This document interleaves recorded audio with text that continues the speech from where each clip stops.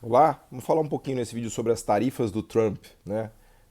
Recentemente o Trump ameaçou colocar tarifas no aço brasileiro e na Argentina também, né, por conta da forte desvalorização da moeda brasileira e da moeda argentina. Bom, isso não é novidade, né? O Trump ele já vem com essa guerra tarifária, com essa guerra comercial desde que ele assumiu a presidência lá nos Estados Unidos, né?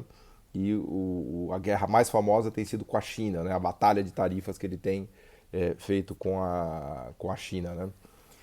Isso tudo decorre da percepção do Trump, que é correta, né, de que os Estados Unidos está perdendo a guerra tecnológica. Né? Quando a gente olha o avanço, a sofisticação produtiva e tecnológica da Ásia em relação aos Estados Unidos, a gente percebe que, de fato, os Estados Unidos está ficando para trás. Né? Então, essa ideia de make America Great Again do Trump não é de todo equivocada, porque, por exemplo, em relação à tecnologia 5G da internet, o Trump se deu conta que não existe nenhuma empresa americana capaz de produzir o equipamento necessário para ter 5G, né?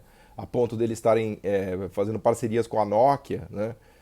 Para produzir o 5G para os Estados Unidos e começou toda essa briga com a Huawei, que é a empresa chinesa capaz de fazer a tecnologia 5G. Né? Então, o Trump vem nessa luta de colocar tarifas como resposta à desvalorização cambial. Né? Qual é a ideia?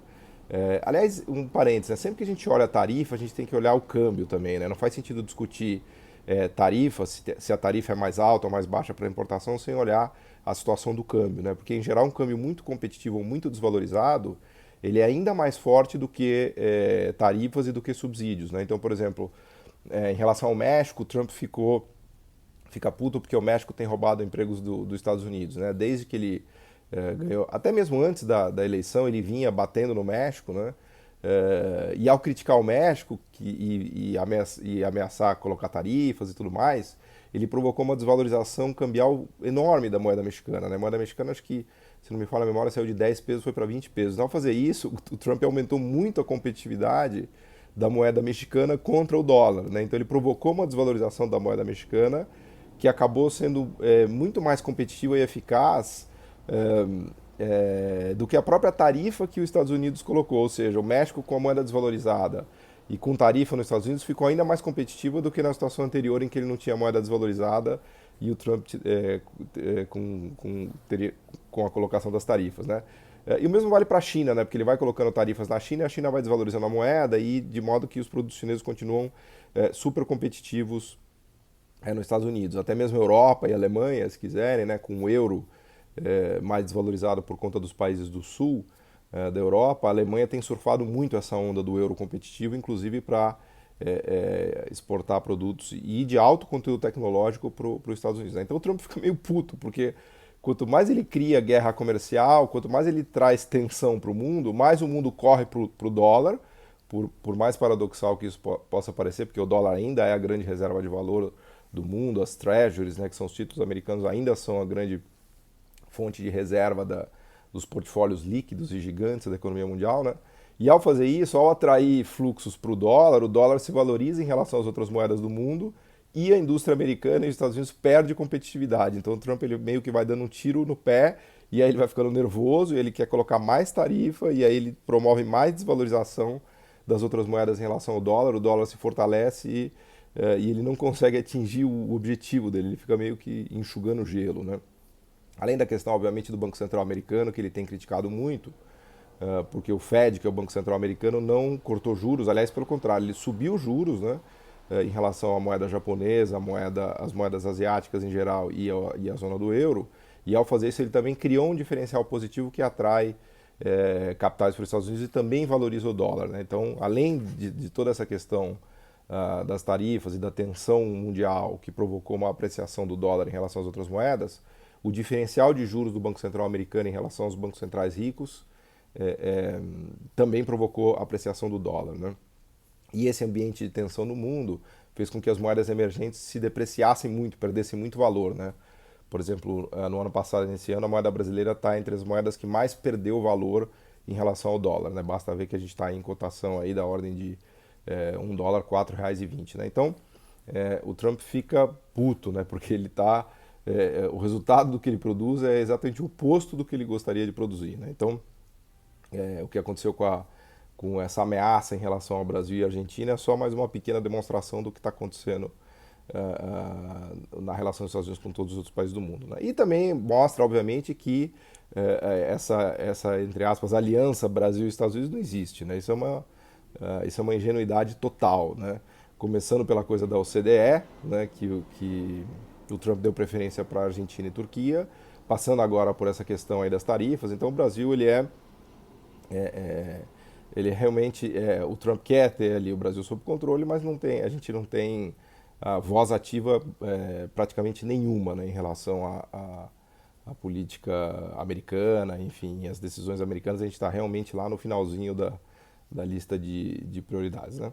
É claro que essa coisa das tarifas não vai resolver o problema dos Estados Unidos, né? O problema dos Estados Unidos é que ele de fato está perdendo a fronteira tecnológica, né? E eu acho que isso tem a ver com movimentos do próprio Estados Unidos lá atrás de parar de investir tanto em tecnologia, investir tanto no que a gente chama em economia de pesquisa e desenvolvimento, né, de R&D, muitas das empresas americanas foram para o resto do mundo para economizar custos de trabalho, né? A própria a criação da China é um movimento americano, né? Foram as empresas americanas que deram esse start, né, que iniciaram esse grande processo de desenvolvimento na China, as multinacionais americanas, né, ao se transferirem para lá.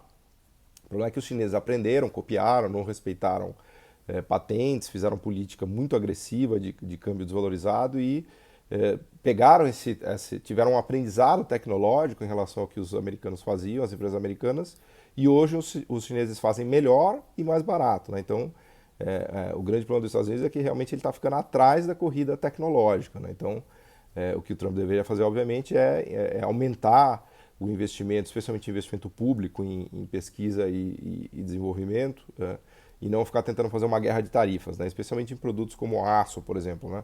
Os Estados Unidos já tem uma mão de obra muito cara, então ele não vai conseguir competir com países de mão de obra mais barata, né, nesses produtos mais low-tech, né, de média tecnologia e média baixa, né? Os Estados Unidos, a grande força competitiva americana está nos produtos de medium tech, high-tech, de serviços sofisticados, que são produtos com altíssimo conteúdo tecnológico, de know-how, de P&D, de capital humano, né, sem querer exagerar no economês. Então é por aí que o Trump deveria ir, que aliás é o caminho que a Europa está tentando seguir agora com essas novas políticas industriais de novas energias, enfim, de bens que têm mais conhecimento, né, que a gente chama bens são intangíveis carregados de conhecimento, né?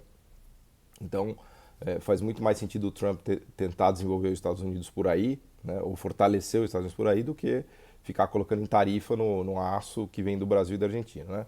Bom, para o Brasil e para a Argentina a notícia é péssima, né? Porque o pouco que a gente consegue fazer ainda e o pouco que a gente consegue exportar, lembrando que a nossa indústria está sendo desmantelada, né? Alguma coisinha de manufaturados que a gente tem ainda vai para os Estados Unidos, né? Os dois mercados que a gente tem relevantes de manufatura são a própria Argentina e os Estados Unidos, né? A gente tinha a coisa dos aviões que provavelmente a gente vai perder também, então a situação brasileira é péssima, né? O pouco da indústria que a gente tinha está sendo desmontada, está virando cada vez mais o que a gente chama em economia de maquilas, né? Maquiladoras, que são empresas que importam o conteúdo, o core tecnológico, simplesmente dão um tapa, dão uma maquiada no produto e vendem no mercado interno, né? Isso está muito longe de produzir desenvolvimento econômico, de melhorar de fato a vida das pessoas, de trazer crescimento econômico genuíno, com bons salários, bons empregos e assim por diante, né?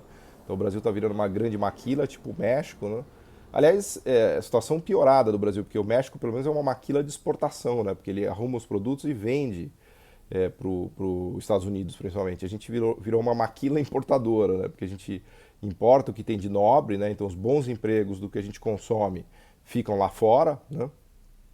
E aqui a gente só dá um tapinha, põe a caixa de papelão, manual, plastiquinho ali e vende no mercado interno. Então os bons empregos de verdade ficam no resto do mundo e não no Brasil, né? Então essa notícia para o Brasil é muito ruim porque coloca sob ameaça o único mercado que talvez ainda seja o relevante para o Brasil em termos de exportação de manufaturas, tá? Fora isso, resta a parte de minério e de agricultura, que a gente tem muita força na Europa e na Ásia, mas como eu estou cansado de repetir aqui no canal, nos meus vídeos, no meu blog, isso não resolve a vida de ninguém, né? Porque a parte agro e de mineração não chega a 5, 6% do PIB, né?